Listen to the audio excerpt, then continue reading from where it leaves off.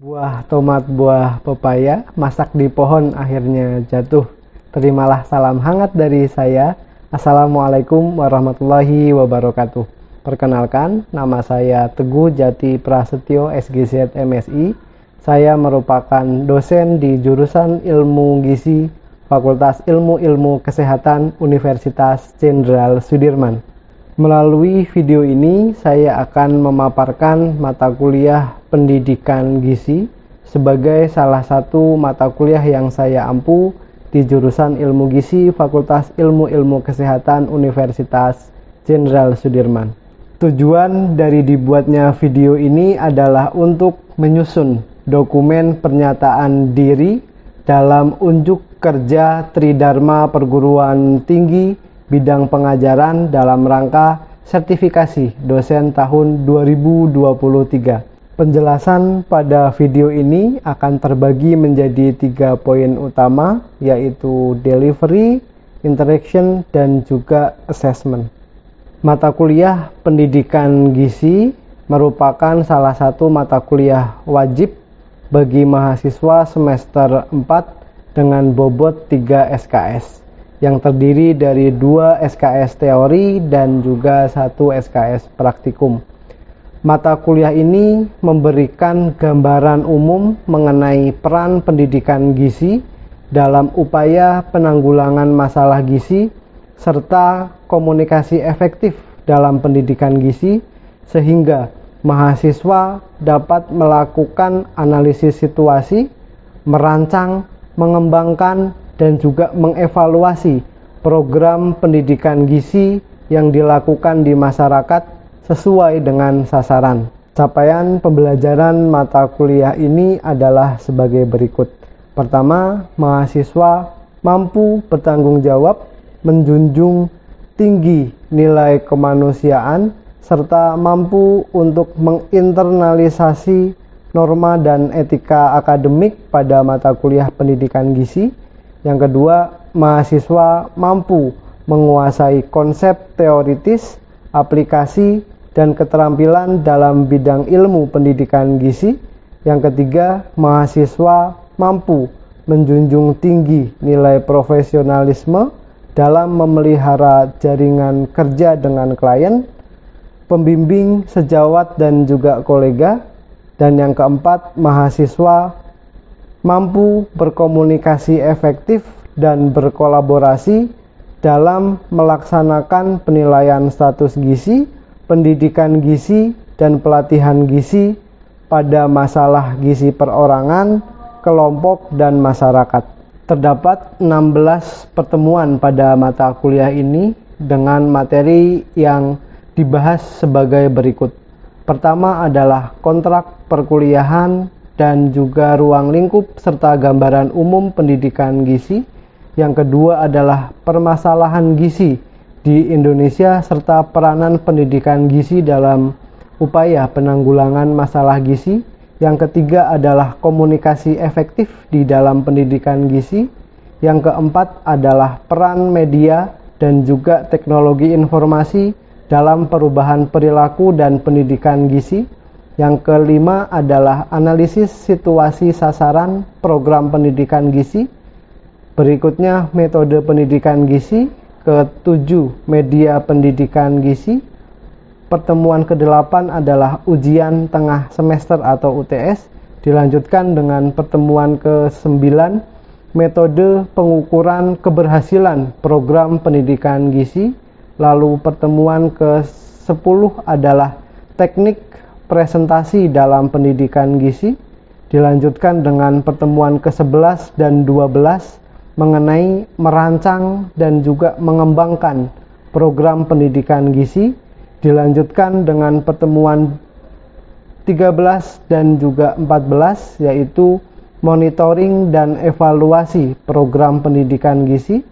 Lalu pertemuan ke-15 mengenai isu terkini dan juga tantangan dalam pendidikan gizi yang dibuat dalam sesi presentasi project based learning. Dan pertemuan ke-16 yaitu ujian akhir semester atau UAS.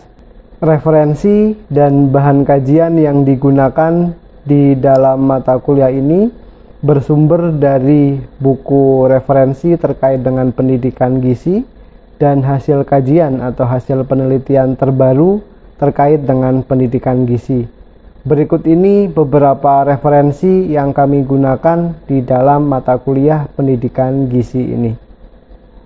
Sistem pembelajaran pada mata kuliah ini menggunakan sistem sinkronus dengan metode perkuliahan secara tatap muka atau luring, serta dikombinasikan dengan sistem asinkronus yang menggunakan e-learning management system Universitas Jenderal Sudirman atau LDRU yang telah dikembangkan oleh universitas.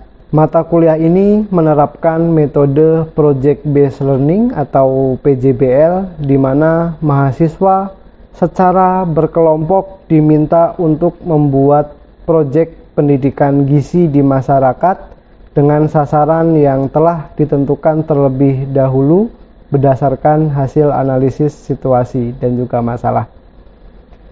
Panduan PJBL telah disampaikan secara jelas melalui lembar kerja mahasiswa atau LKM, dan hasil PJBL nantinya akan dianalisis dan dipresentasikan yang merujuk pada jurnal internasional, jurnal nasional, maupun buku referensi sebagai bahan kajian untuk menganalisis. Saya selalu mengutamakan dan juga menjaga interaksi dengan mahasiswa, terutama saat pembelajaran tatap muka berlangsung. Saya berusaha agar pembelajaran di kelas dapat berjalan secara interaktif dengan adanya komunikasi dua arah antara dosen dan juga mahasiswa. Di dalam kelas, interaksi diperoleh melalui proses diskusi dan tanya jawab, baik di awal, pertengahan, maupun di akhir pembelajaran. Selain itu, interaksi di mata kuliah pendidikan gizi ini juga didukung dengan metode pembelajaran Project Based Learning, sehingga memberikan kesempatan yang luas kepada para mahasiswa untuk saling berdiskusi dan juga berinteraksi di dalam kelompok maupun antar kelompok. Selain itu, mahasiswa juga dilatih untuk berkomunikasi dan berinteraksi dengan pihak eksternal, yaitu sasaran dari program pendidikan gizi saat Project Based Learning sedang berlangsung. Pada akhir Project Based Learning, mahasiswa akan mempresentasikan hasil proyeknya dan saya juga akan memberikan klarifikasi serta diskusi terhadap apa yang sudah dilakukan oleh mahasiswa. Berikutnya, pada poin assessment, penilaian terhadap capaian pembelajaran mata kuliah diukur berdasarkan kemampuan mahasiswa dalam penyelesaian ujian tengah semester, ujian akhir semester, kegiatan praktikum, dan juga Project Based Learning atau PJBL. Project Based Learning sendiri memiliki komposisi terbesar, yaitu 50% dari total penilaian akhir. PJBL terdiri dari unsur penyusunan makalah, presentasi di kelas, keterampilan dan juga keaktifan, serta peer assessment dari rekan sekelompok. Lalu untuk UTS dan UAS masing-masing memiliki kontribusi sebesar 20% komponen penilaian, dan terakhir kegiatan praktikum mencakup 10% penilaian. Komponen penilaian ini telah disepakati bersama di dalam pertemuan pertama perkuliahan yang disajikan pada kontrak pembelajaran oleh dosen dan juga mahasiswa. Penilaian bersifat adil, objektif, dan terbuka berdasarkan rubrik penilaian yang sudah disampaikan kepada mahasiswa beserta lembar kerja mahasiswa, rubrik penilaian, serta RPS mata kuliah yang juga dapat diakses oleh mahasiswa melalui e-learning management system Universitas Jenderal Sudirman atau yang dikenal dengan LDRU. Selanjutnya saya akan memutarkan video perkuliahan mata kuliah pendidikan gizi pada pertemuan ketiga, yaitu tentang komunikasi efektif dalam pendidikan gizi. Selain itu, nanti juga akan disampaikan kegiatan Project Based Learning atau PJBL yang telah dilakukan oleh mahasiswa di masyarakat sasaran yang telah disepakati sebelumnya. Selamat menyaksikan.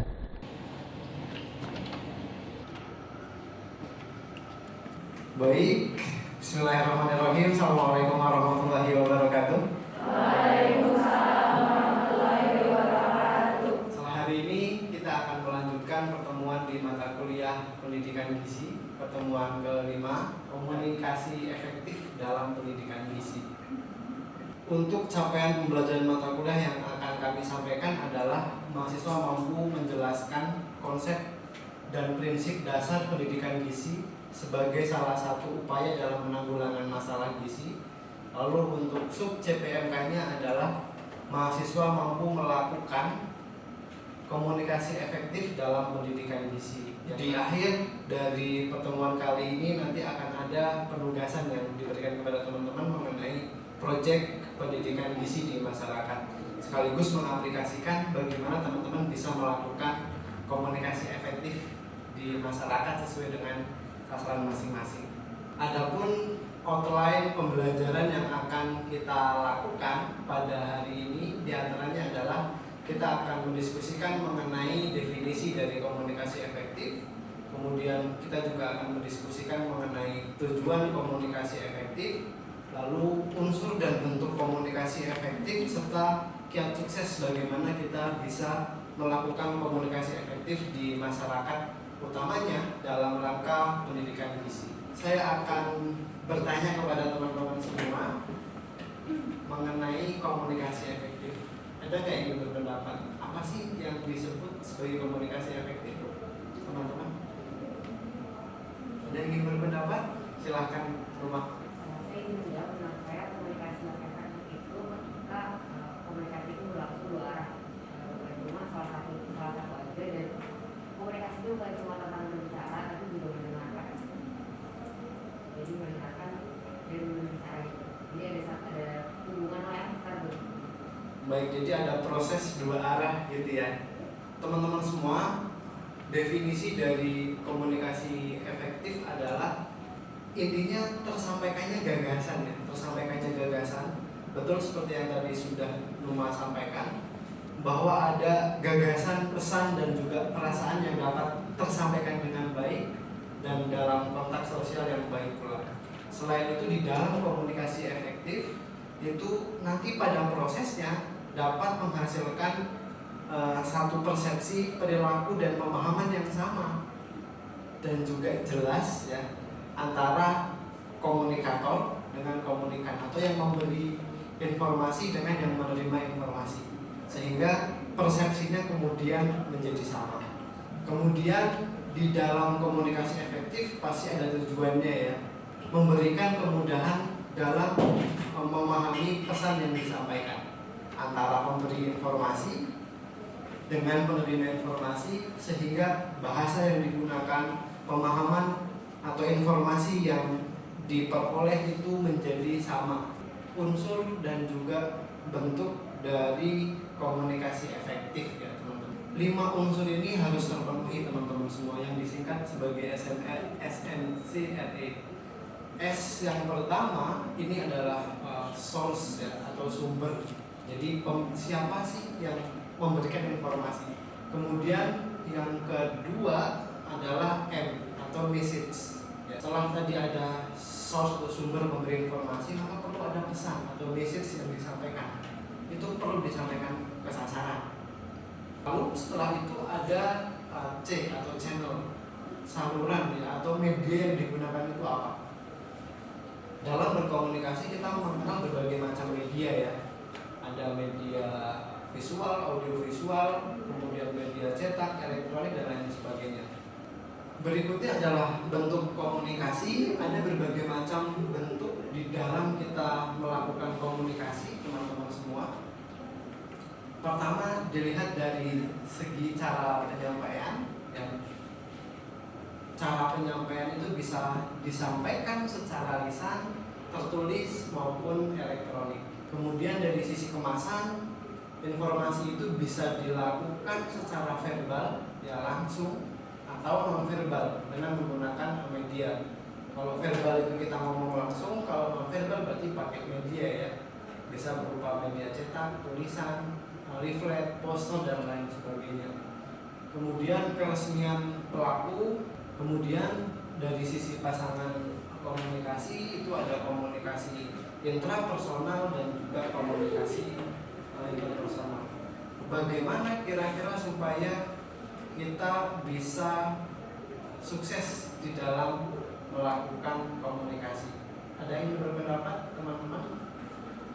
Kiat sukses untuk melakukan komunikasi. Jadi bahasanya harus jelas gitu ya. Kemudian tidak menggunakan bahasa bertele-tele sehingga mudah dipahami oleh penerima informasi. Jangan sampai kita terlalu dominan dalam proses berkomunikasi ya. Jadi kita juga perlu untuk mendengarkan juga lawan bicara kita. Sesekali kita menyampaikan informasi, sesekali kita juga bisa mendengarkan dari mereka.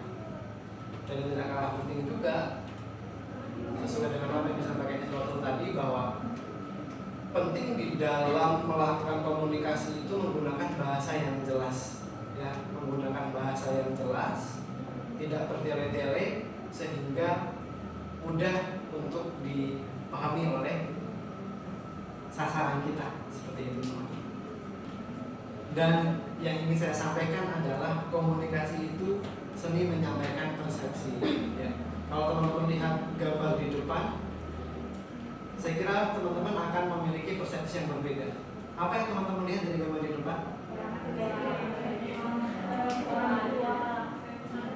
Nenek, ya, ada yang melihat nenek-nenek, ada juga yang melihat anak kecil gitu ya, perempuan remaja seperti itu ya. Jadi komunikasi itu adalah seni. Bagaimana kita juga melihat sudut pandang yang berbeda-beda gitu ya.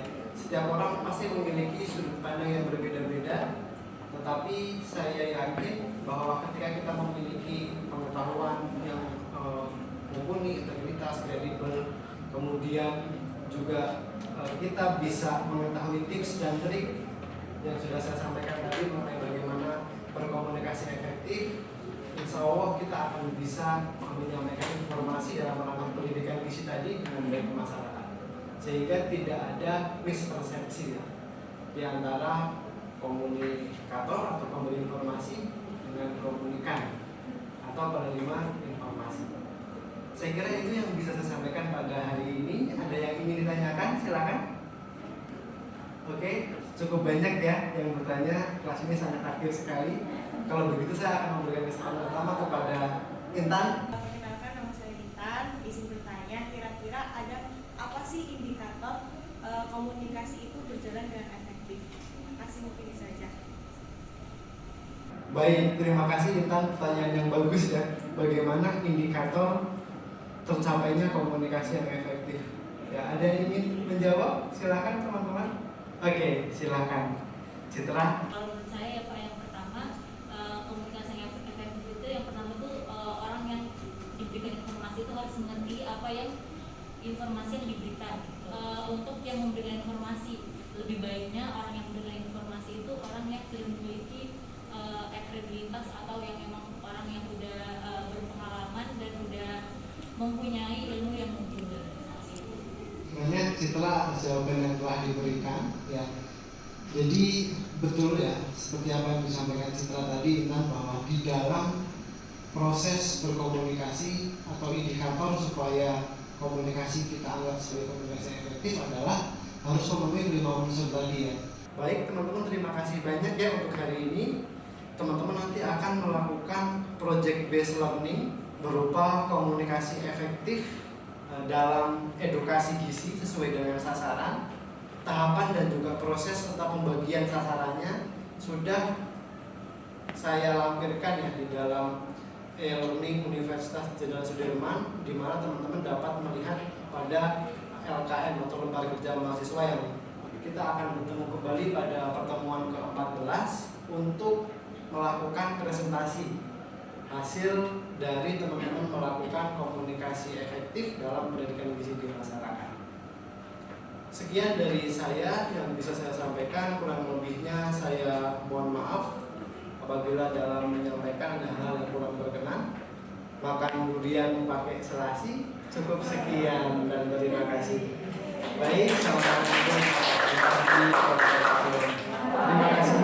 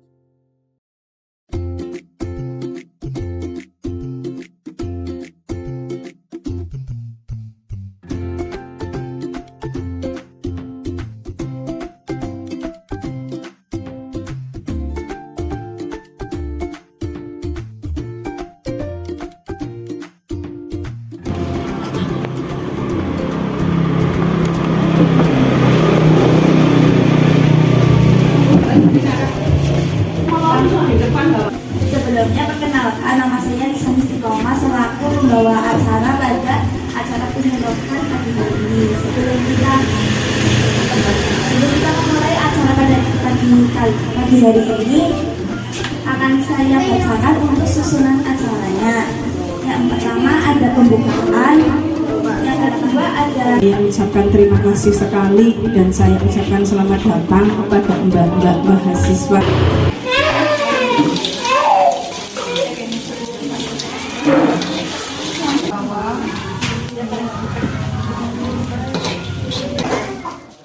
Kelompok 1 untuk mempresentasikan hasil project based learning-nya. Kepada kelompok 1, silakan bisa menempati tempat duduk yang sudah disediakan di depan. Di sini ada dokumentasi dari kegiatan, ada peserta edukasinya, lalu proses pemberian materi edukasi, lalu saat sesi tanya jawab dan juga pembagian door prize, juga saat foto bersama dengan para peserta dan panitianya. Nah, sekian dari kelompok 1. Sebelum ditutup, ada yang ingin bertanya? Ya mungkin dari aku bantu jawab. Untuk recall-nya dilakukan di hari H, soalnya emang biar kelihatan aja gitu loh, maksudnya tuh biar yang kemarin banget masih kemarin banget gitu. Mungkin ditambahin lagi, jadi biar benar-benar sehari sebelum dari edukasi dilakukan itu kita dapat data asupan harian dari si para partisipan. Makanya itu kita laksanain di hari H itu. Oke, baik. Mungkin sudah pemaparan materi dari kelompok 1. Bila ada orang yang mau dimaafkan, sekian dari kami. Wassalamualaikum warahmatullahi wabarakatuh.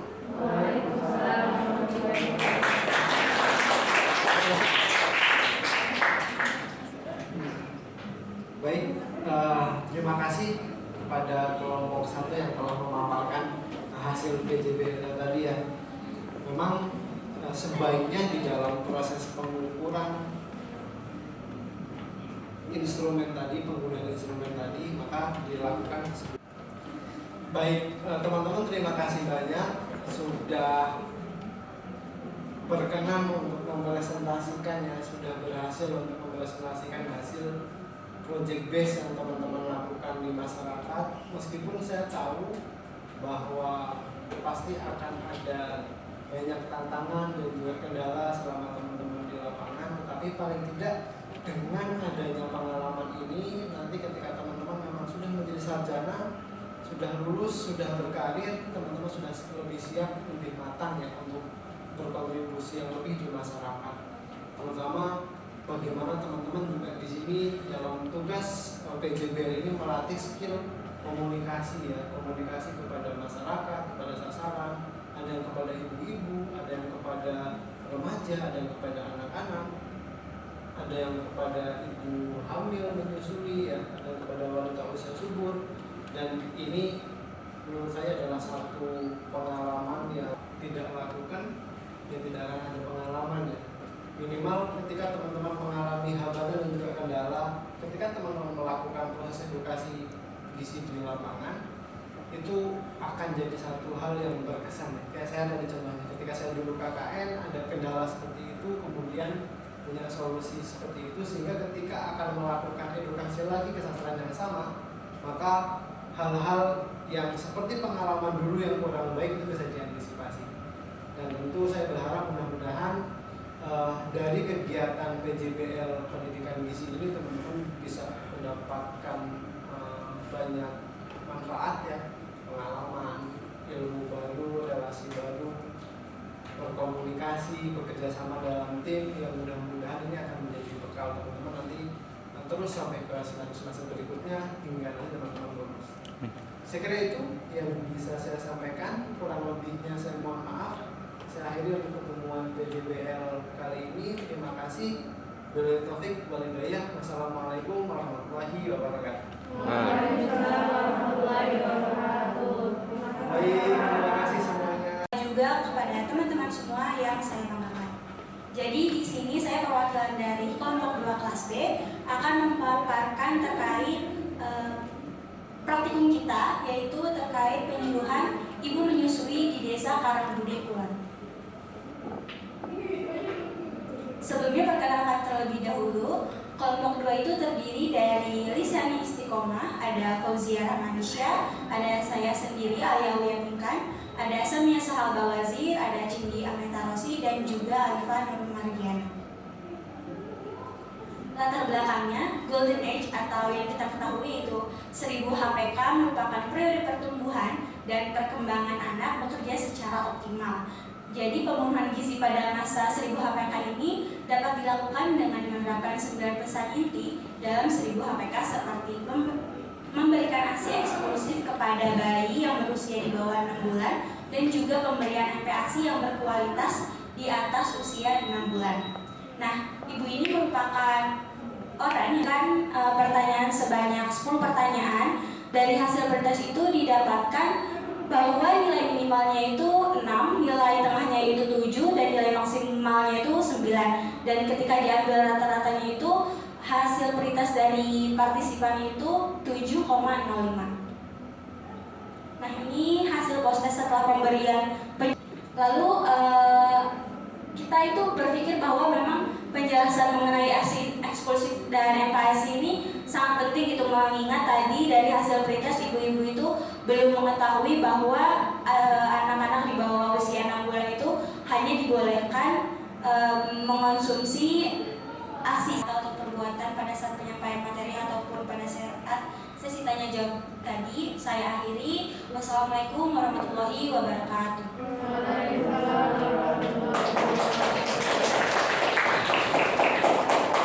Saya kembalikan ke Pak. Anak yang kami bawa ke ruangan yang lain, ke tempat yang lain untuk kami edukasi juga. Jadi baik, terima kasih. Kelompok 2 silakan bisa kembali ke tempat. Demikian video PDD UKT PT bidang pengajaran. Semoga video ini bermanfaat. Terima kasih atas perhatian dan juga partisipasinya. Wassalamualaikum warahmatullahi wabarakatuh.